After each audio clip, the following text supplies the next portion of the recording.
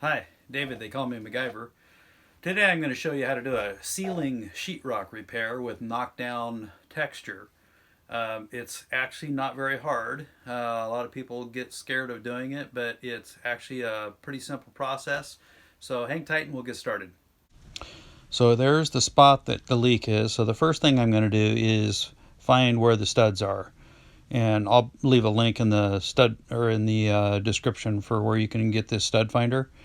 It's the best I've ever found. Anyway, the first thing I'm doing is finding where the rafters are, and I want to cut right down the center of the rafter. That way, the sheetrock that's still on the ceiling will still be overlapped, and the sheetrock that I'm going to cut out, I can put back in and be able to utilize that rafter to be able to run my screws into. And then I'll also uh, show you that I'm going to put boards on the other sides where there isn't any rafter.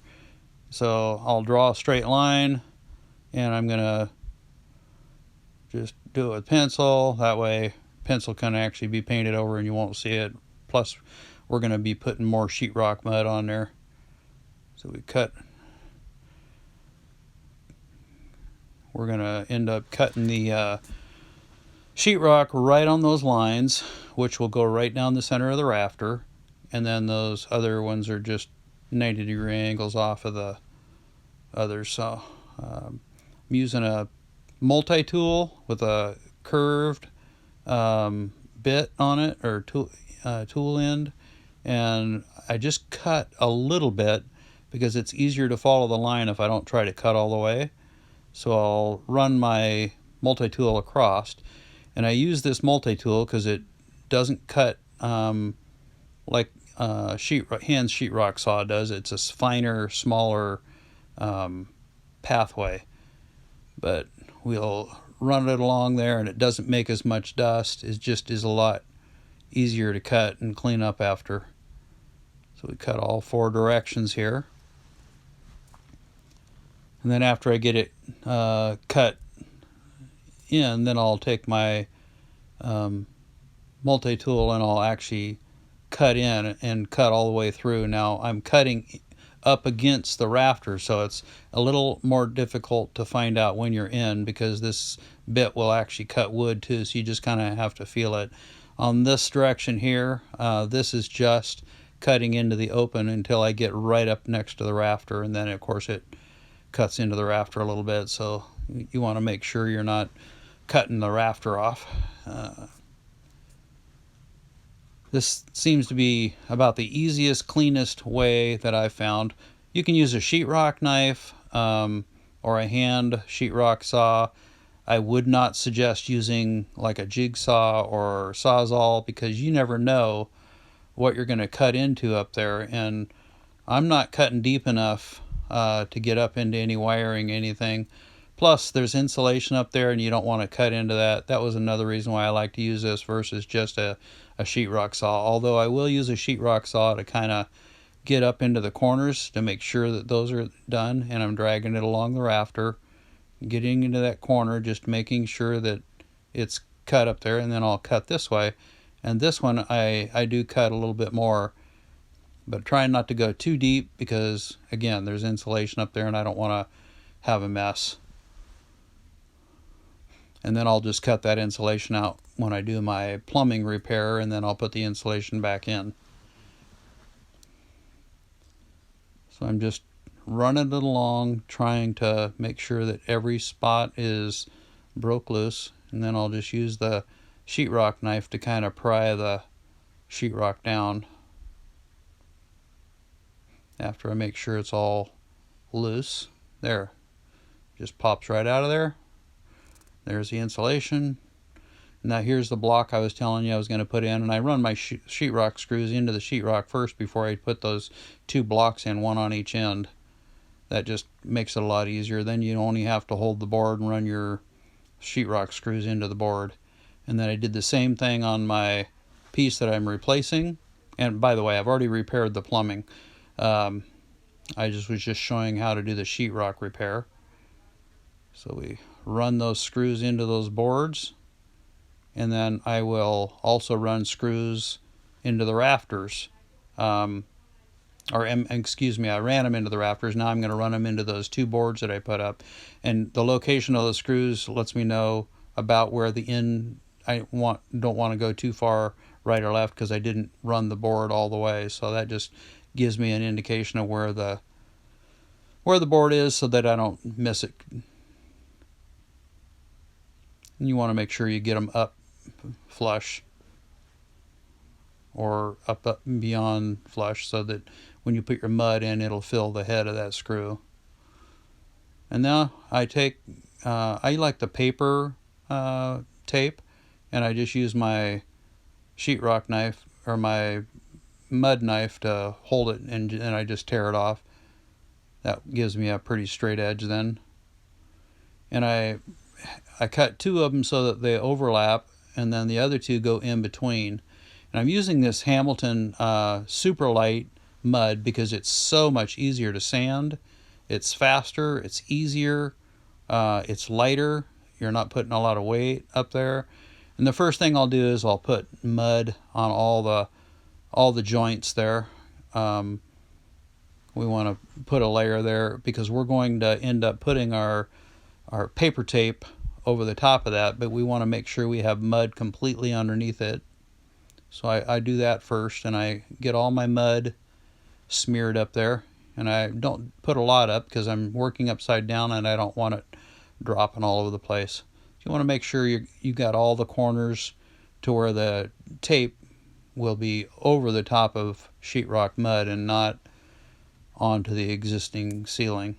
And then I put a little water in my sheetrock mud tray, and I just run the tape right through it real quickly, just to dampen it. It just sticks better to the mud, and that way it better adhesion to the sheetrock mud. And you can't see it probably well on the video, but I can actually see where the joint is because there's just a little ridge there that kind of pops out, so it gives you an idea where your joint is. It makes it easy to make sure you're going over the top of the joint and not missing the joint. Just smooth that out there, and then we'll take some more mud and go over the top of those. Now I have thinned this mud down just a tiny bit, just a little tiny bit of clear water. I just mix it just so it's a little bit smoother going on. It just makes it nicer and easier to put the mud on and get a smoother surface. If you use it straight from the box, sometimes it's a little bit dry. They say it's ready to use, but I always add just a tiny bit of water to it. Just seems to make it a little bit smoother, and you don't have so many pockets and stuff when you're running your knife over the top of it. So I'm just putting enough mud up there to cover that tape. I want to make sure the tape is covered well, because you don't want to sand through that tape or paper through the mud and get onto the paper, because that will not make a good finish. So I always make sure I get all the tape covered well, and then I'm just filling in the center. Again, I'm just using a little bit at a time because a big old plop just sometimes will drop all over. Even with this, sometimes I have a little bit drop, but I do have a tarp on the floor, so if it drops, it hits that and not my floor. And then after I get it all put on there and make sure that I get all that covered, I'm widening it a little bit. And you can widen it up to the width of a 10-inch or 12-inch mudding knife or mudding blade, wherever you want to call them. But I just go a couple inches past just to kind of taper on a ceiling. If it's on a wall, I'm gonna make it wider, because you stand along a wall, you can look alongside of it, but on the ceiling you can't stand and look alongside of it very well, so it's hard to tell that it's actually protruding down a little bit. So now I'm going to take my 12-inch knife and smooth it, and I'm kind of torquing the blade, so I'm just hitting the edge, smoothing it into the existing ceiling. You can kind of see I'm not covering, and then I'll come back and I'll go down the center a couple times to kind of smooth that out. And I'm not real concerned with this. I just want to make sure everything's well covered. And then I'm going to come back and I'm going to do a quick sand job on it before I actually start putting the texture. Now you see my fan got in the way there, but I tried to set the blade so it wouldn't be hit, but apparently I went a little bit too far. So I get that pretty well smoothed out, and then I let it dry for a day, and then I'm coming back. And this is a vacuum attachment sander, so that it actually sucks it right through the screen, the sanding screen, and very little dust comes down at all. If I was using a regular sander, there'd be dust all over me. I would be completely covered. But this sucks up about 95% of it. I mean, there's just a tiny bit of dust that'll come down. But again, I do have a tarp on the floor, so after I'm done, I can just fold it up and take it out and shake it. And I'm just smoothing it out. And I do work on the edges to tie it into the existing ceiling so that there's not a big ridge there. So I kind of tilt my sander a little bit just so that I'm catching those edges and blending them in.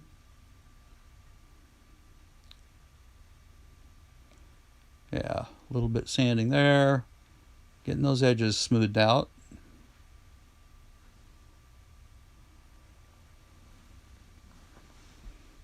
Again, I love this sander. It makes it so much nicer.